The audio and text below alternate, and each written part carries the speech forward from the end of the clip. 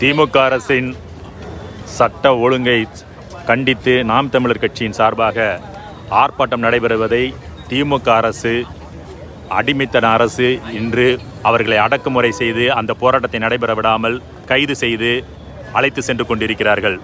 அந்த பரபரப்பான காட்சிகள் தான் நீங்கள் தற்போது பார்த்து கொண்டிருப்பது. திமுகவின் கொடுங்கோன்மை அரசு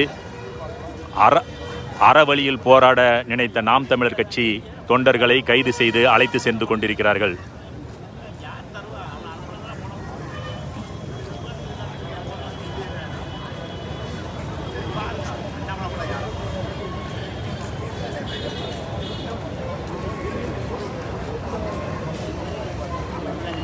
தொடர்ந்து இது போன்ற அராஜகத்தை மக்கள் அனுமதிக்கக்கூடாது. வெகுண்டெழுங்கள் மக்களே.